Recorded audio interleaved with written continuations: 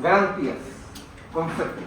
Medio de que se vale el acreedor para salvaguardarse de la insolvencia del deudor. La insolvencia es la incapacidad de pago por parte del deudor. Entonces dijimos que, así por ejemplo,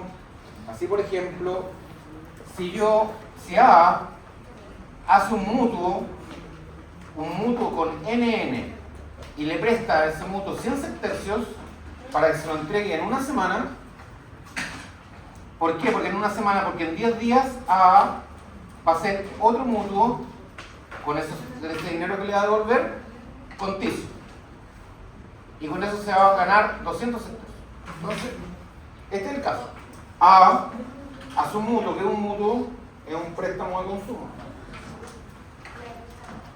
Le presta dinero a NN 100 sextercios. Y le dice por una semana, por 7 días, porque al término de los 7 días yo le voy a prestar a Ticio y me va a ganar 200 sextercios. La obligación principal de NN es pagarle al término de los 7 días los 100 sextercios a devolverse. Para que A después se lo preste a Ticio. Entonces, el efecto normal de los contratos y de toda obligación es su cumplimiento. Y el efecto normal es su incumplimiento. Y va a ser el incumplimiento, podemos decir que puede ser total, puede ser parcial, o puede ser con retardo o con mora, que se llama también. Es que no es otra cosa el atraso. Entonces los 100 sextercios va a ser total cuando no me pague los 100 sextercios. Va a ser parcial cuando me pague 40. Y va a ser con mora cuando no me pague ese séptimo día, sino que me lo pague al octavo. Supongamos que no me paga. Hagámoslo más extremo, que no me paga. Hay un incumplimiento total. Si hay un incumplimiento total, ese incumplimiento me va a producir un perjuicio. Y ese perjuicio tiene que ser reparado con una acción de indemnización de perjuicios. La indemnización de perjuicios comprende el daño emergente y el lucro cesante. El daño emergente es lo que realmente el daño provocado. ¿Y cuál es el daño provocado? Son los 100 sextercios que le presté a NN que no me los devolvió. El lucro cesante es lo que dejé de percibir por el incumplimiento. Porque si me lo hubiera devuelto en los 7 días, yo me habría ganado 200.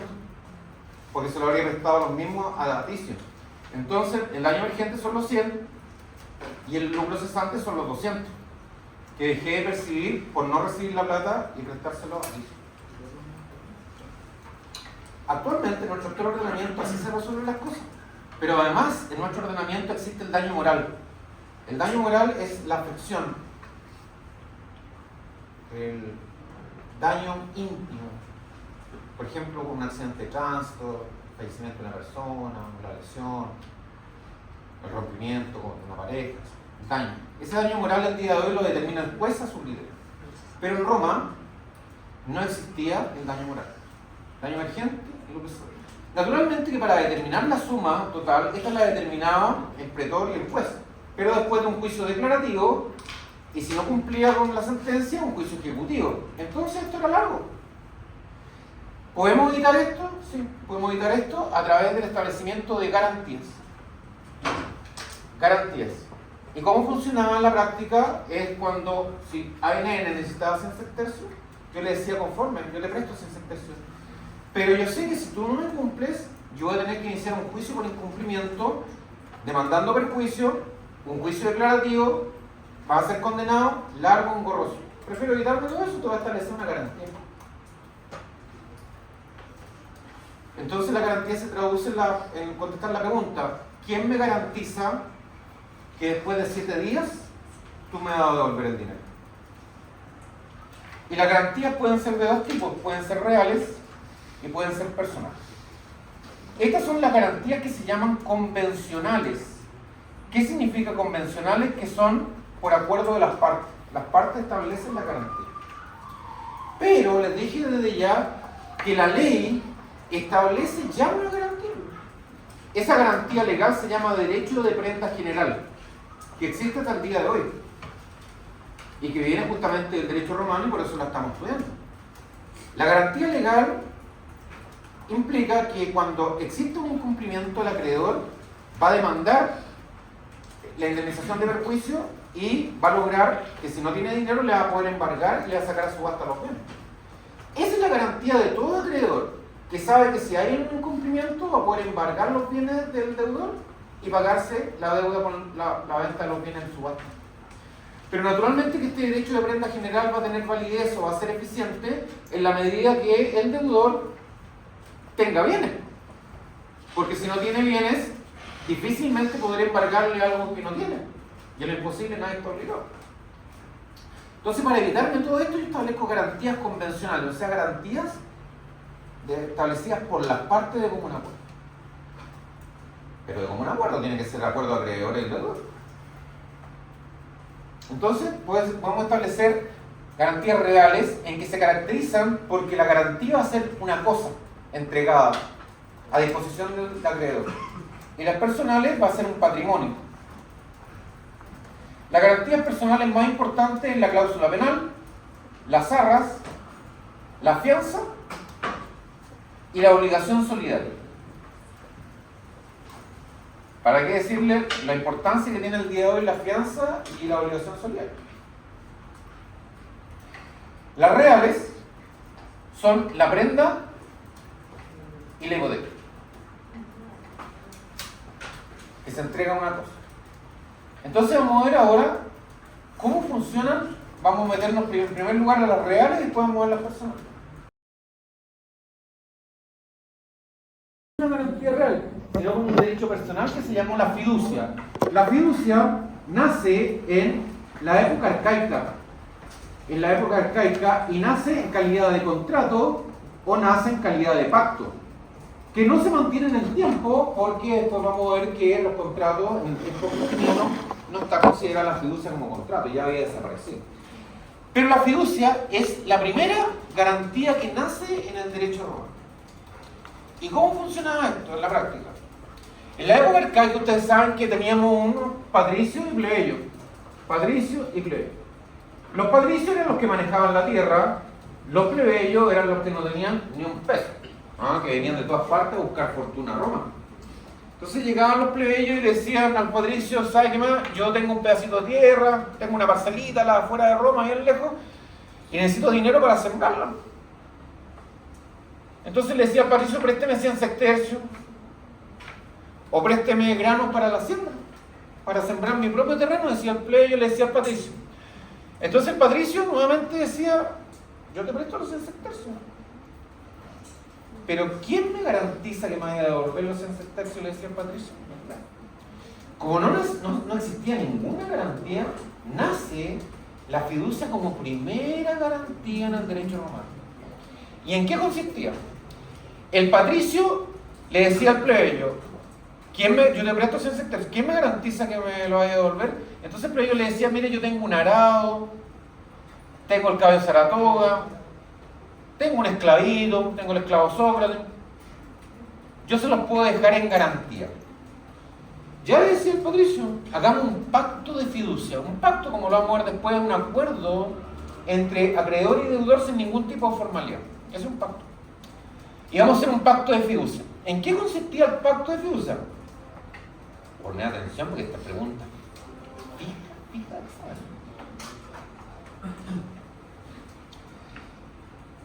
Por el pacto de fiducia, el plebeyo le transfería mediante injure cessio o mediante emancipatio, o sea, por dos ritos sagrados de la época arcaica, le transfería la propiedad de las cosas dadas en garantía. El arado, el caballo, Sócrates, o el arado y el caballo, o los tres, o uno. Pero le entregaba algo en garantía.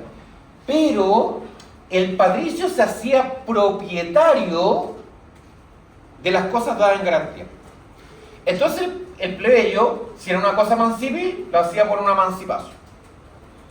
Si era una cosa nec mancipi, se hacía por injure cessio. La injure cessio no era otra cosa que un juicio fingido, una pelea fingida entre comprador y vendedor, igual que la emancipación. Es un juicio fingido entre comprador y vendedor, por medio del cual, como se disputan la cosa, y naturalmente gana el comprador, y delante del pretor. Es un rito. Entonces, mediante estas dos, fundamentalmente la emancipación, si era una cosa emancipi, se hacía la transferencia de estas cosas dadas en garantía al plebeyo. Pero, y el patricio normalmente dejaba al plebeyo en calidad de arrendatario de sus mismas cosas.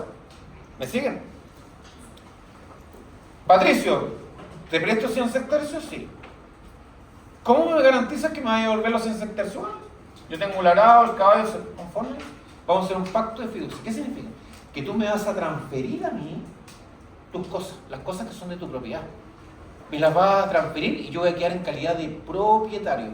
Pero como tú vas a tener que seguir trabajando con las cosas, posteriormente te dejo a ti en calidad de arrendatario de tus mismas cosas, que ahora ya no van a ser tuyas porque van a ser mías, porque tú me las vas a transferir por emancipación y el patricio se hacía dueño de estas cosas y dejaba al plebeyo, que era antiguo propietario, en calidad de arrendatario.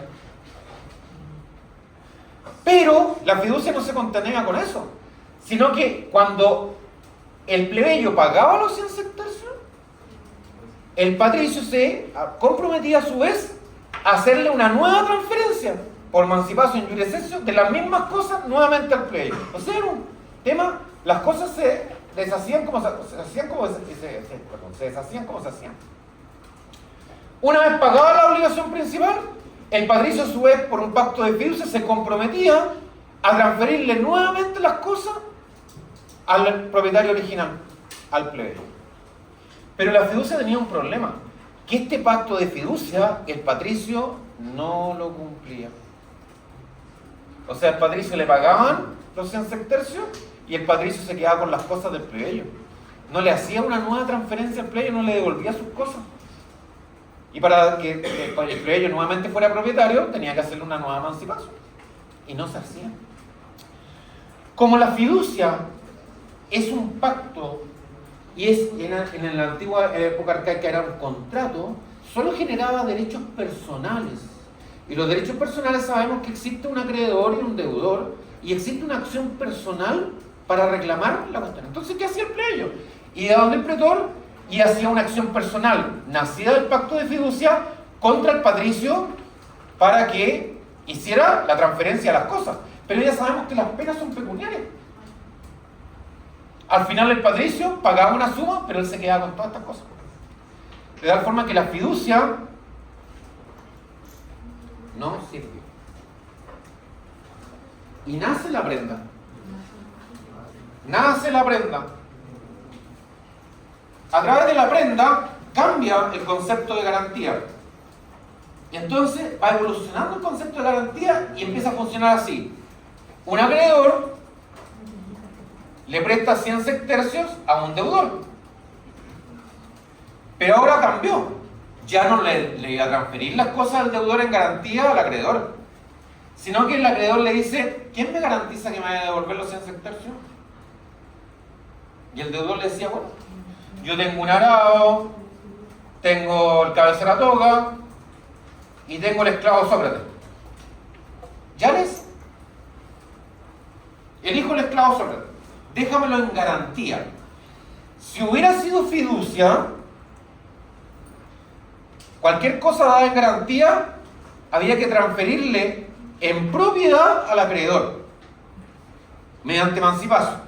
Una vez pagada la obligación principal, el acreedor se comprometía a volver a hacer una nueva emancipación al deudor para que volviera a ser propietario de sus mismas cosas. Pero ahora cambió. Ahora en la prenda ya no es necesaria la transferencia de propiedad.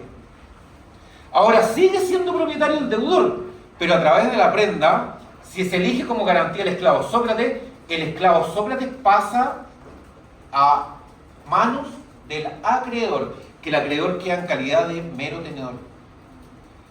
O sea, es una traslación de la tenencia a la cosa. El deudor sigue siendo propietario del esclavo Sócrates, pero el esclavo Sócrates pasa a manos del acreedor, y el acreedor va a quedar como en calidad de mero tenedor. Le paga al deudor los 100 sectercios y la garantía se extingue, y el acreedor tiene que devolver el esclavo Sócrates al deudor.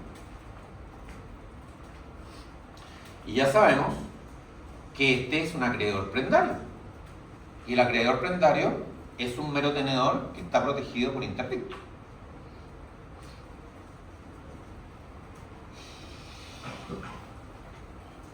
Pero la prenda también tenía problemas. Tenía problemas porque el deudor se entregaba al esclavo Sócrates al acreedor para que quedara en manos del acreedor mientras se cumplía la obligación principal. El deudor decía, bueno, pero yo soy agricultor, ¿y con qué trabajo? Si trabajaba con el esclavo Sócrates me ayudaba en mi parcelita, pero ahora el esclavo Sócrates lo tiene el acreedor, ¿y con qué trabajo yo? O a lo mejor que elegía el caballo Saratoga, ¿y con qué trabajo yo mi propia granja, mi propio campo? ¿O cómo voy a trabajar los campos de los otros patricios si no tengo material de trabajo? Porque los materiales de trabajo los dejé en garantía al acreedor. Entonces nace, por problemas de la prenda, nace la hipoteca. Y la hipoteca sigue las reglas de la prenda. Pero la única diferencia es que ahora ya no hay traslación de mera tenencia de la cosa dada en garantía. De la forma que funcionaba así: el acreedor prestaba 100 sextercios al deudor y dejaba en garantía al esclavo Sócrates. Pero ahora el esclavo Sócrates se mantenía con la tenencia del deudor, no salía de la posesión del deudor, que quedaba siempre como propietario. Entonces el deudor podía seguir ocupando el esclavo Sócrates, pero lo dejaba en garantía. Si el deudor pagaba los 100 sextercios, se extinguía la hipoteca. Si no pagaba, el acreedor iba donde el pretor y pedía el embargo del esclavo Sócrates y la venta en pública subasta. Si el esclavo Sócrates valía 200 y la deuda era de 100, el acreedor se quedaba con los 100 y el restante se le devolvía al deudor. Así surge la evolución de la garantía.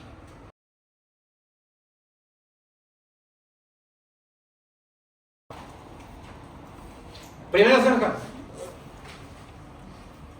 Ambos son derechos reales. La prenda y la hipoteca, ambos son derechos reales. Entonces existe una relación entre una persona y una cosa, como la que existe la relación entre cualquier derecho real que hemos visto. Que acuérdense que los derechos reales son taxativos. Son los que vimos en el mapa conceptual y los que analizamos hasta la clase anterior. No son más que eso, son eso. La enfiteusis, el derecho real de uso, la certidumbre en el usufructo. Es un derecho real. Hay una relación entre una persona y una cosa, y está protegido el derecho real por una acción real. De tal forma que el dueño de una cosa puede perseguir esa cosa en manos de quien sea. Bueno, son derechos reales, no son derechos personales, es decir, no crean obligaciones entre las partes. No existe entre las partes que funcionan entre prenda y hipoteca, no existe una relación acreedor-deudor. Segundo, son derechos reales accesorios.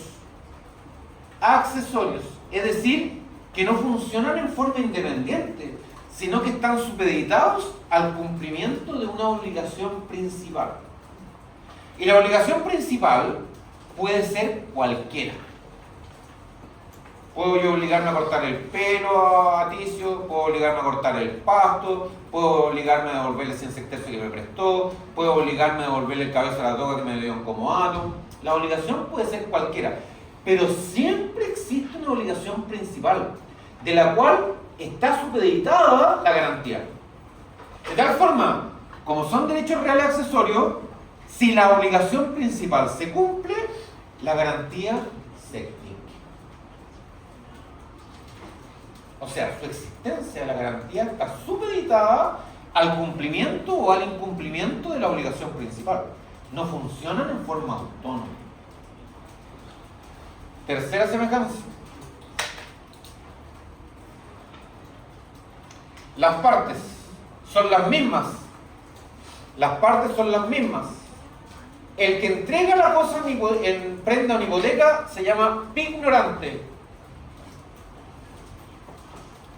El que recibe la cosa en prenda o hipoteca se llama pignoratario.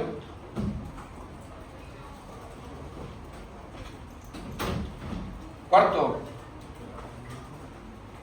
es posible la transferencia de la cosa dada en prenda. Recuerden que la transferencia es el cambio de dominio entre vivos. Señorita Catalina, primera de eso. No. Primera vez. Es posible la transferencia a la cosa dada en prenda, pero si uno transfiere la cosa dada en prenda, el que la adquiere por la prenda. Por eso yo les explico a mis alumnos de track que justo cuando les vendan un vehículo, por ejemplo, motorizado, los vehículos motorizados muchas veces se venden barato porque están en prenda. Y cuando están en prenda, están supeditados al cumplimiento de una obligación principal. Y si uno compra una cosa dada en prenda, la va a comprar más barato, pero supeditado a su dominio al cumplimiento de una obligación principal que uno por la regla general desconoce. Pregunta al final. Es posible entonces la transferencia a la cosa dada en prenda. Pero el que vende la cosa, yo por ejemplo tengo una cosa en prenda, el Cayo Salador. Entonces me pregunta Ticio, oye, véndeme el Cayo Salador. No, pero se lo di en prenda en cumplimiento de una obligación principal, se lo di a ADN. Te lo compro. Igual, pero te lo compro por la prenda. O sea, la prenda tiene que ir acompañando al derecho de dominio. Quinta semejanza. Esto tanto para la prenda como la hipoteca es posible su transferencia de la cosa dada, pero se va con la prenda de la hipoteca. Son transmisibles. O sea, la cosa dada en prenda se puede dejar en tal calidad la cosa, con la prenda de la hipoteca, a los herederos, por causa de muerte en una herencia o un legado. Sexto, tengo anotado para que no se me olvide ninguno. Ambas garantizan deudas propias y ajenas. ¿Qué significa? Si yo con Alonso tengo una obligación de, por ejemplo, ir a cortarle el pasto a su casa, entonces me dice Alonso, ¿y quién me garantiza que usted me vaya a cortar el pasto? Bueno, le digo, te puedo dejar una cosa en prenda. ¿Y qué tiene usted en prenda? No tengo nada. Pero la señorita Florencia Paredes tiene la perrita de la misa. Y la Florencia, como es amiga mía, me dice, profesor, yo la ayudo. ¿Qué está obligando usted? Yo estoy obligando a cortar el pelo a Alonso. Pero necesito algo que me dé en prenda. Ah, me dice la Florencia, yo le doy la cosa en prenda. ¿Ya? Y ella, que no tiene nada que ver con la obligación principal, puede entregarle la cosa en prenda a Alonso. O sea, perfectamente un tercero, ajeno a la relación, puede dar una cosa dada en prenda o puede dar una cosa dada en hipoteca. Porque al acreedor esa cuestión no le interesa. Porque ¿qué le interesa al acreedor? Es que se le pague la obligación principal y si no, que se le garantice su cumplimiento. Por quien sea.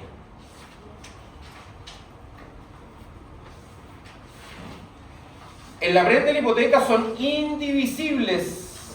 Indivisibles. ¿Qué significa? Que el pago parcial de la obligación principal no afecta en ninguna parte ni la prenda ni la hipoteca. O sea, si yo tengo una deuda de 100 y pagué 50, no por eso voy a rebajar la prenda en un 50%, la hipoteca en un 50%. No. La prenda y la hipoteca están garantizando el total del cumplimiento de la obligación. O sea, si uno hace pagos parciales, no por eso se extingue parcialmente la prenda o la hipoteca. Son indivisibles. Octava, el objeto. Ambos recaen sobre muebles e inmuebles. En nuestro actual ordenamiento no. En nuestro actual ordenamiento la prenda recae sobre muebles y la hipoteca recae sobre inmuebles.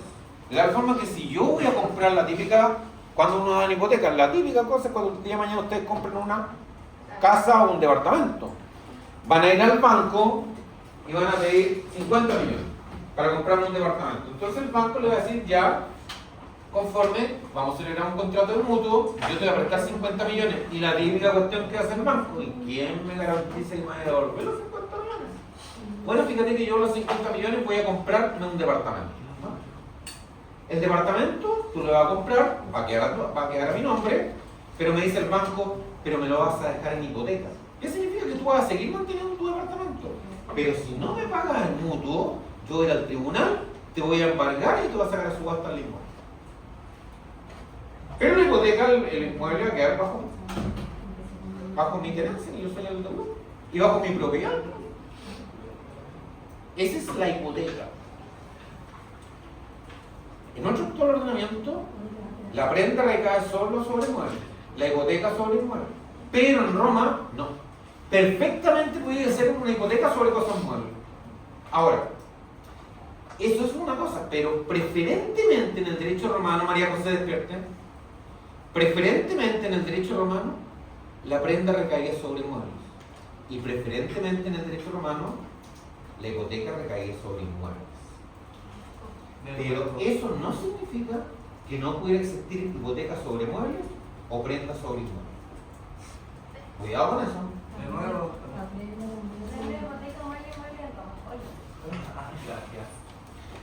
Diferencias. Me extraña si de María José porque yo lo estoy poniendo como color ahí.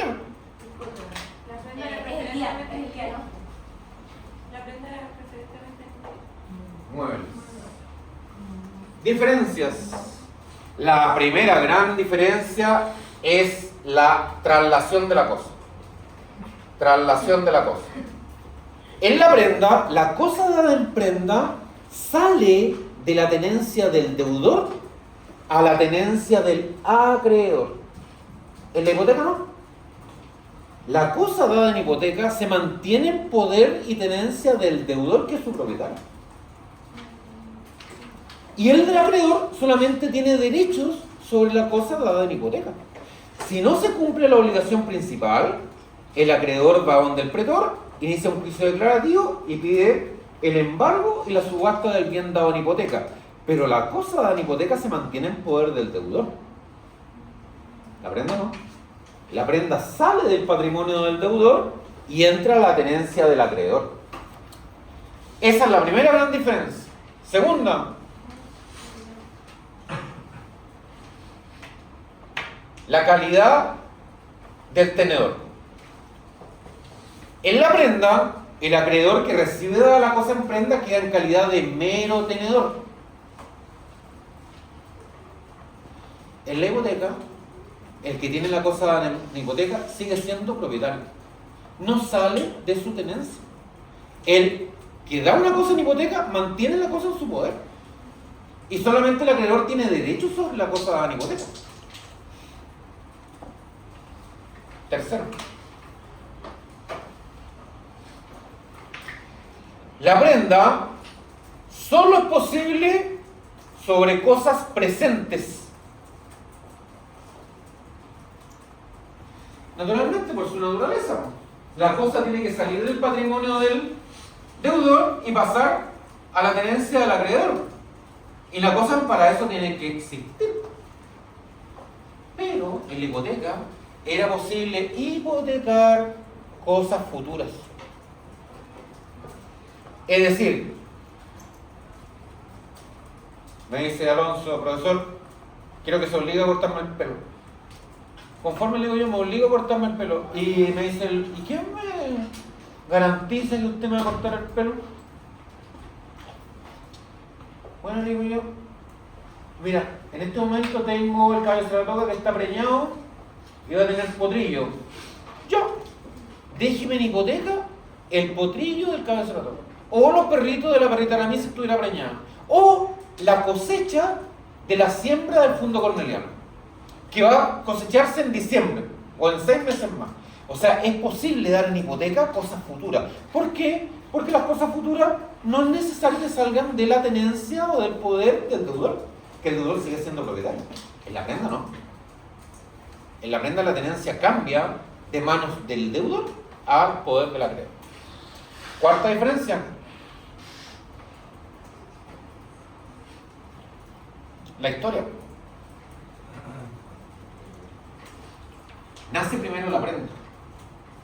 Y por problemas de la prenda, nace la hipoteca. O sea, cronológicamente la prenda es anterior. Y nace la prenda nace la hipoteca por los problemas de la prenda. ¿Cuáles eran los problemas de la prenda? Que el deudor se desprendía de la cosa de su propiedad y se la entregaba al acreedor. Y muchas veces el deudor eran normalmente los arados, los animales de tiro y carga, las cosas que ocupaba para el campo. Y se quedaba sin materiales de trabajo para trabajar, para ganarse su sustento. De tal forma que la prenda tenía problemas, especialmente para los agricultores. De tal forma que por problemas de la prenda nace la hipoteca, que cronológicamente es posterior. Quinta diferencia. La protección. Si el acreedor, guarda silencio, si el acreedor al término de esto, si que conten preguntas, me la hacen todas. El acreedor prendario, el que tiene la cosa en prenda, está protegido por interdicto porque es un poseedor pretorio. El acreedor de una hipoteca, para que le entreguen la cosa en hipoteca, es decir, para que pueda sacar la subasta y pagarse de la obligación principal, tiene la acción serviana. Y esta acción ya la vimos. ¿Quién se recuerda dónde la vimos? Se lo di exactamente. La acción serviana, ¿dónde la vimos? 020 certamen, ¿dónde vimos la acción serviana? Ahora te vamos a cerrar. ¿Mediante protección de la vida? ¿Dónde vimos la acción serviana, señorita Sofía Arauz?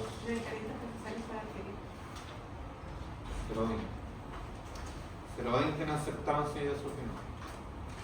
Anote la Monserrat, porque usted va a estar de secretario. 020. Los interdictos para adquirir la posesión. La acción serviana. La acción serviana la vimos justamente a propósito de esto.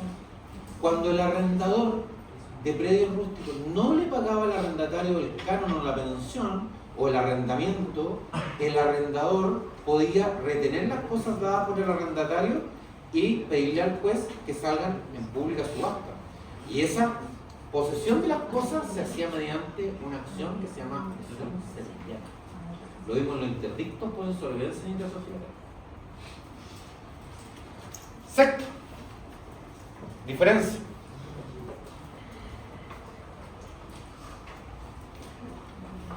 Recuerden que en la prenda, el que recibe la cosa dada en prenda se llama tiene la calidad de mero tenedor, que es un acreedor prendario protegido por interdicto. La pregunta es, ¿este mero tenedor puede hacer algo con la cosa dada en prenda? Y la respuesta es no. No puede hacer nada. Solamente puede tenerla guardada como depósito. No puede usarla, no puede disfrutarla, no puede gozarla, no puede hacer nada con la cosa. Si llega a usarla, comete un delito que se llama hurto.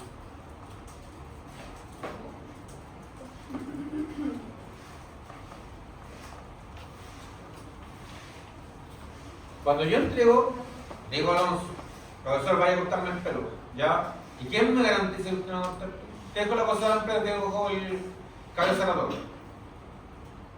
Le entrego el cabeza de toro y Alonso tiene. Alonso, recibiéndole, mientras yo le corte, está pendiente de la obligación principal es ir a cortarle el pelo. Mientras yo no le corte el pelo, él va a tener el cabeza de toro. ¿Puede montarlo el cabeza de toro? No.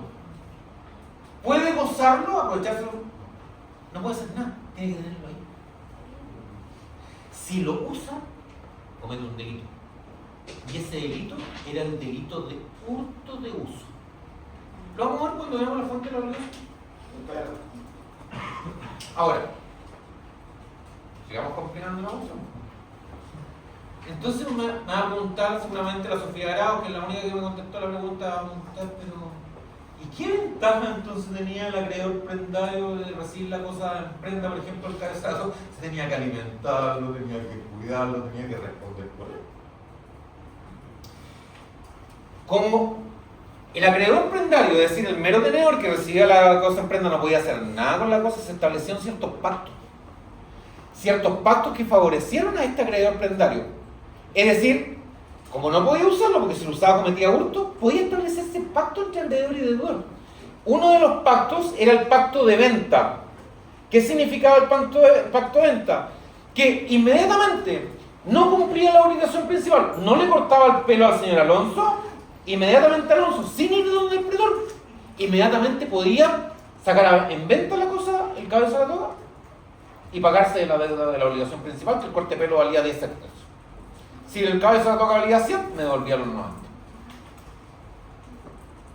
Pacto de venta. Y la otra era la lex comisoria. La lex comisoria. Por la lex comisoria se facultaba al acreedor prendario a pagarse de la obligación principal con los frutos que la cosa produjera. Por ejemplo, si yo le dejaba la barrita Aramis a don Alonso en calidad de prenda mientras yo le cortaba el pelo, él podía establecer la lex comisoria. ¿Qué significaba? Si el corte de pelo valía 10, él podía pagarse de la obligación principal de los 10 con el nacimiento de los cachorros de la perrita Aramis. O arrendarle la perrita Aramis y ganarse la plata de arrendamiento y cubrir el pago de la obligación principal. Se llamaba lex comisoria. Pero esto no lo voy a preguntar. La 7 significa que la cosa en prenda, por su propia naturaleza, se puede dar solamente una vez. Porque si yo le digo, Alonso, le dice, ¿qué tiene para darme garantía de garantía con una hipoteca? Tengo el cabeza de la toca. Pero no te lo puedo pasar porque yo trabajo con el cabeza de la toca. Entonces te lo voy a dar en hipoteca. Te lo voy a dar en prenda. Entonces lo voy a en prenda y lo tiene él. Pero naturalmente yo no lo puedo dar nuevamente en prenda a la señorita Maite que me enseña el latín. Entonces me dice la señorita Maite, ¿quién me va a garantizar mi clase de latino? ¿No? Te voy a dar el caballo en prenda, pero no puedo, si ya se lo doy en prenda a Alonso. Y la prenda consiste en que el acreedor se queda con la casa de la prenda. No, en cambio la hipoteca sí, porque como la hipoteca no sale de la tenencia del deudor, yo puedo darla las veces que yo quiera. Pero ¿cuál es el problema de la hipoteca? Que incumplida la obligación principal, la cosa de la hipoteca se tiene que embargar a través de la acción serviente y tiene que salir en pública subasta. Pero se pagan las hipotecas en la medida que alcance el dinero de la cosa dada en subasta y se paga la hipoteca por el orden de constitución. Si la cosa yo me comprometí con don Alonso a cortarle el pelo por 10, me comprometí con la señorita Maite a pagarle sus clases de latín en 20, me comprometí con la señorita Consuelo a pagarle los trajes en 200, voy a deber 230, pero por una cosa dada en hipoteca que vale 200. Entonces se vende y la pregunta a los 3 acreedores van a ir juntos al acreedor y va a decir a Consuelo al acreedor, pague menos, porque mi deuda es mayor. Pero el acreedor le hace, porque usted recibió una cosa dada en hipoteca y la cosa dada en hipoteca fue dada 3 veces y se pagan las hipotecas según el orden de constitución. Y se constituyó primero la deuda con don Alonso, de tal forma que esa primera deuda se paga. Segundo, se paga la segunda, la señorita Maite. Y si alcanza nada, se pagan los otros acreedores, por el orden de constitución. Y nos falta una. Octava diferencia. La hipoteca, a diferencia de la prenda, tiene derecho de preferencia. Derecho de preferencia. Pongamos un ejemplo.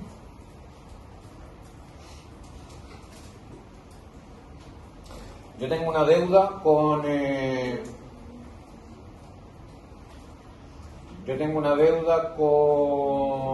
con don Alonso para que me corte el pelo por 20. Tengo una deuda con la Maite para que me enseñe latín por 40. Tengo una deuda con la Consuelo para que me deje en 100 en los trajes. Tengo una deuda con la señorita Florencia para que me cante las mañanitas en 300. Y yo a la señorita Florencia le dejo en hipoteca el esclavo Sócrates. Pero además yo tengo el esclavo Sócrates, tengo la perrita Aramis, tengo el cabeza de la toga y no cumplo ninguna de mis obligaciones. Y tengo una hipoteca entregada al esclavo Sócrates y a la señorita Florencia. Y tengo deuda en total por 300, 400, 460 sextercios. Y mis cosas, el esclavo vale 100, la perrita vale 20 y el Saratoga vale 50. Los acreedores se van a juntar todos y van a ir donde el pretor. Hay un incumplimiento, me produce un perjuicio, yo tengo que ser reparado a través de la indemnización de perjuicio, voy a embargarle todo y le voy a pagar, y se pagan los acreedores. ¿Cómo se pagan los acreedores? Se paga primero, con la venta de la cosa de la hipoteca, se paga primero al que tiene, al acreedor hipotecario. Esto es medio complejo, no lo voy a preguntar. Para que sepan. Lo pueden ver en el video. Tiene derecho de preferencia, pero no lo voy a preguntar. Entonces ya, hasta la séptima voy a preguntar con Alonso.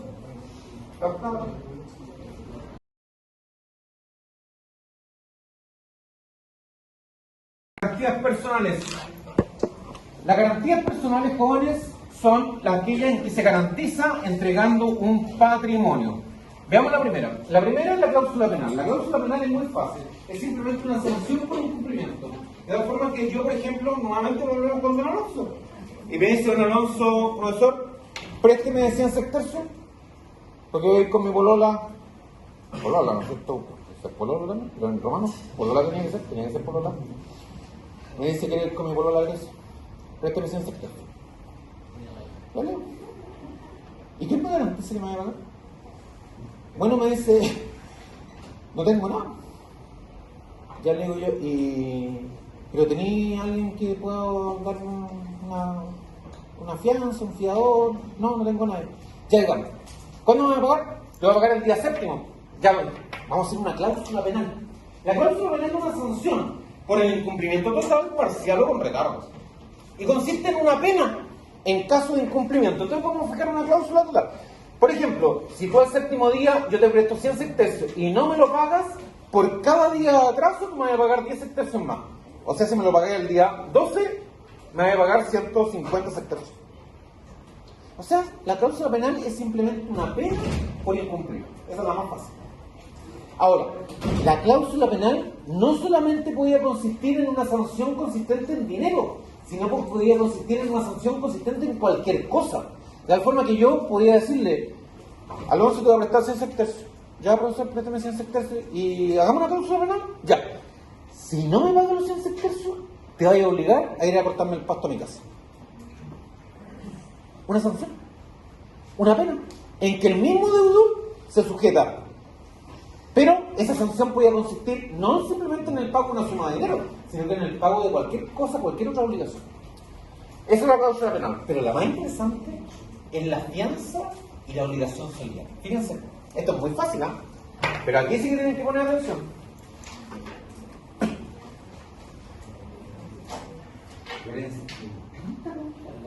La pregunta es, diferencia entre fianza y obligación solidaria. Y la respuesta la voy a contestar al término del ejemplo. Entonces pongamos un ejemplo. Veamos con la señora Isidora, que la tengo botada en torno. Me dice la señora Isidora, profesor, ¿sabe qué más? Que después de mi quiebre sentimental he conocido un nuevo sujeto. Quiero comprarme un vestido bonito y ese vestido me cuesta 100 sectores. ¿Ya le digo? ¿Te voy a prestar los 100 sectores? Y volvemos. ¿Quién me garantiza que me vaya a devolver los 100 sectores? ¿Qué tenés? No tengo ni la perrita, no tengo el esclavo, no tengo el cabezón, no tengo ninguno. Entonces le digo, ¿tienes personas que me pueden garantizar tu obligación? Sí, me dice. Tengo a don Alonso, tengo a la Maite y tengo a la Sofía Arao. ¿Ya le digo yo? Entonces dámelos como fiadores. Entonces supongamos que yo a la Isidora le presté 120. Necesitaba siempre le presté 120 para que se vaya a comprar un vestido bonito y tenga un nuevo pololo.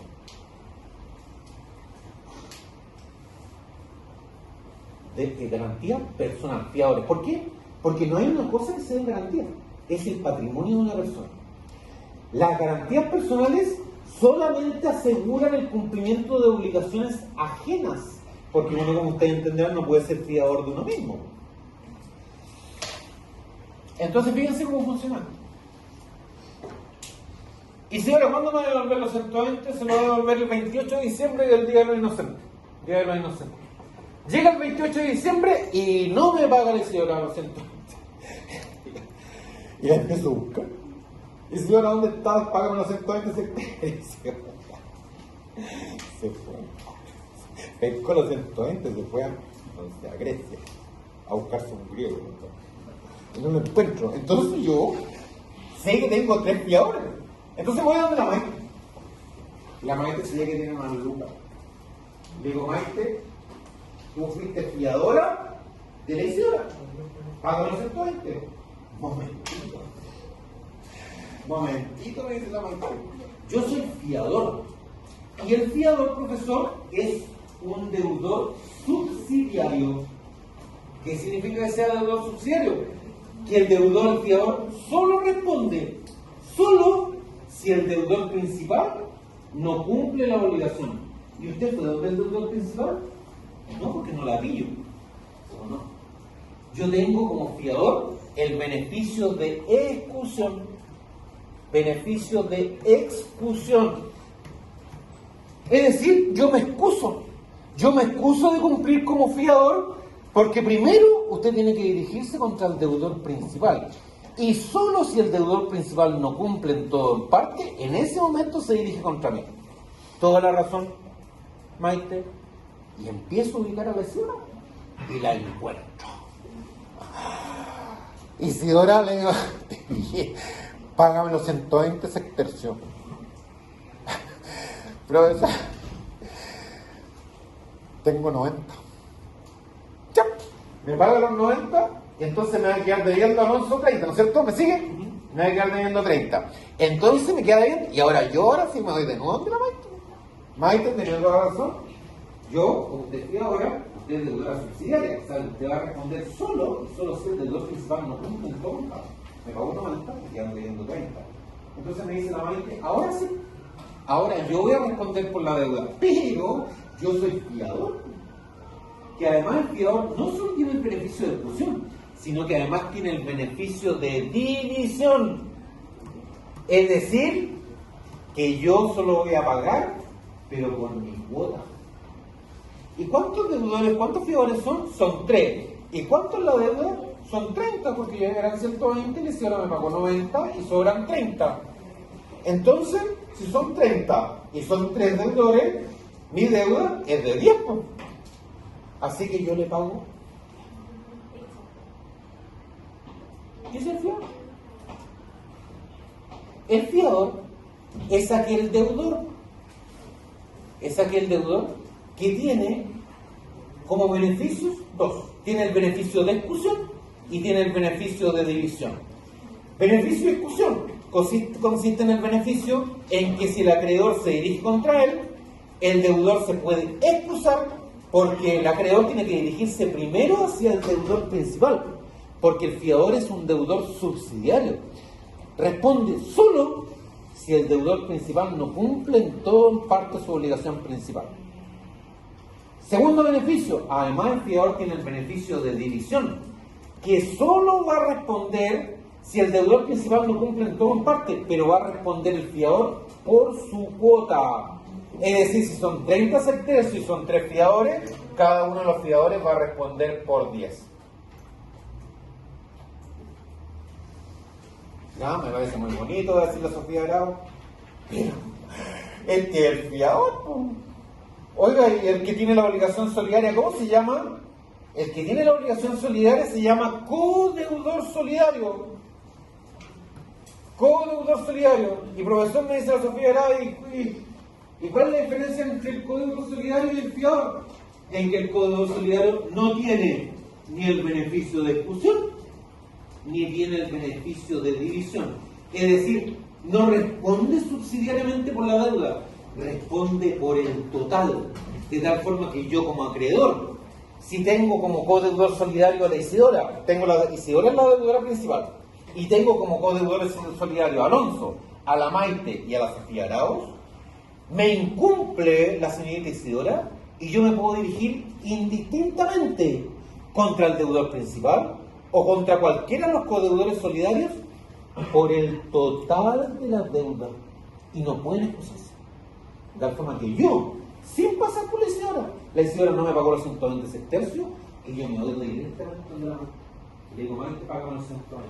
Y la Maite es codeudora solidaria, me tiene que pagar el total de la deuda. Y me pagan a la Maite los 120.